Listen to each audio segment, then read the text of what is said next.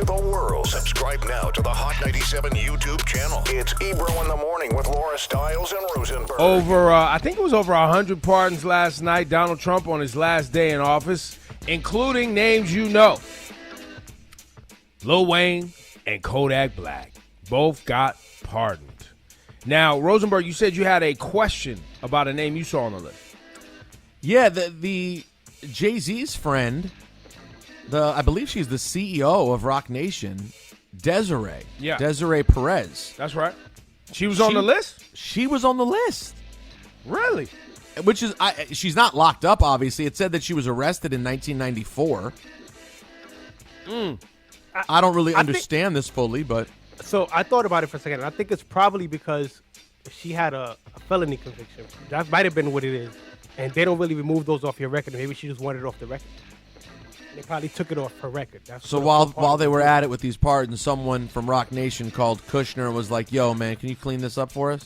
Now, when you read the article about Kushner and his involvement in these pardons, I mean, it was legit Kushner's dad got pardoned, I read.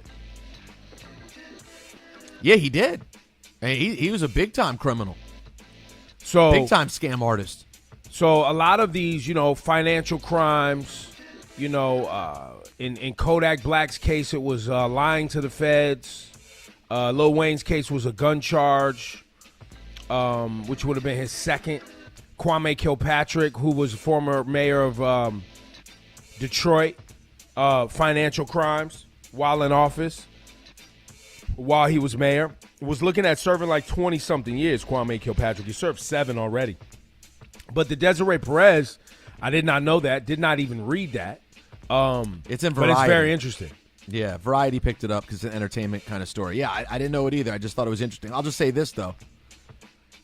I don't think anyone got any of these things done without a little playing ball. Like, were favors just being done here? Or was everything here quid pro quo?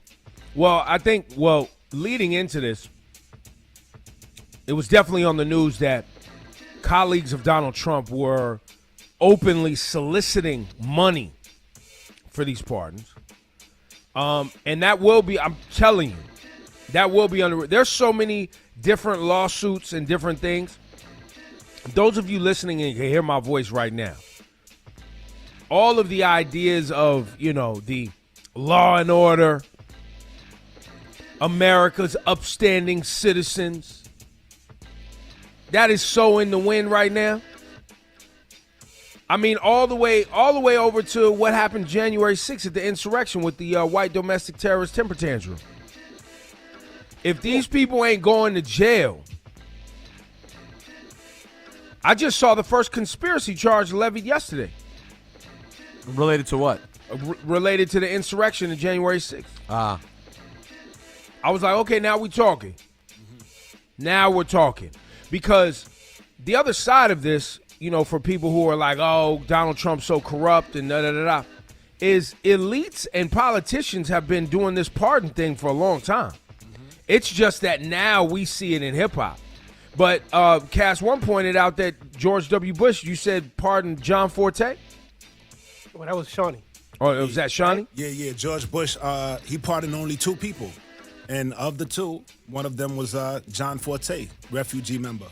Which it was a drug charge, right? Yeah, remember he was trying to get import cocaine and got caught in the airport. It was doing like a long sentence.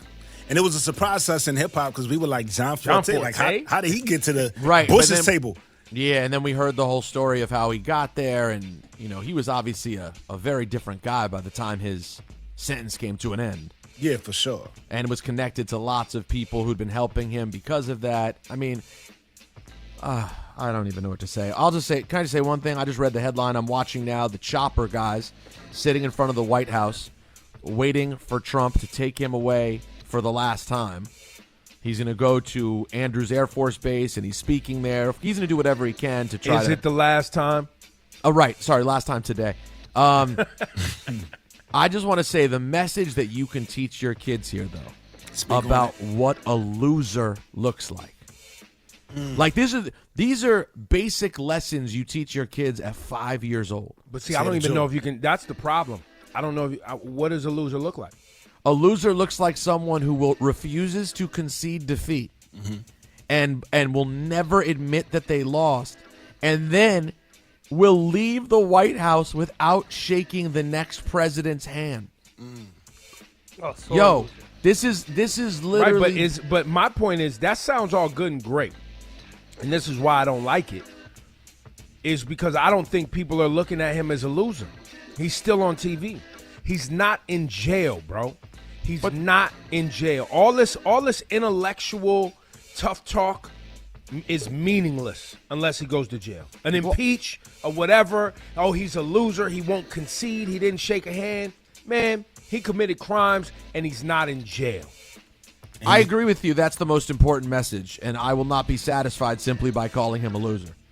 I'm just saying, this is pathetic. It is pathetic to watch a grown man operate this way, a criminal. And that's why none of these pardons are surprising. None of it's surprising. The man's been an out-front gangster criminal in our face his entire time. That's a fact. He spit and laughed in the face of democracy. That's right. So to your point, Ebro, it is such a disgrace if this guy just gets to be president and leave after 4 years. Listen, we all knew the American ideal was simply things on paper and really it's never practiced and is a joke.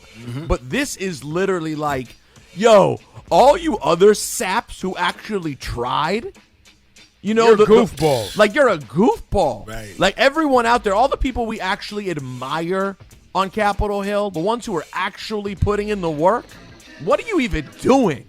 This is meant for bullies and criminals and gangsters, and they do it and they walk away. He's going to fly away, and then he's still going to get, because we don't convict him, he's still going to get security. That's right. He's still going to get his pension. That's right. He's still going to have the option to run for president again in 4 years. And he said we just begun. And he said we just begun. And that's the message that kids will get. But he's still a loser. Loser. What a little bitch, bro. Shake the man's hand. You lost. You lost. You cheated and you lost. You know how whack it is to set up a full cheating operation and you still lose?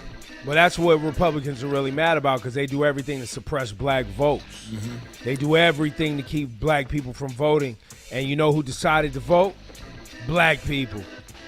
But that's why there is a great success story in this too, though. I mean, they've always suppressed black vote, always since the dawn of time.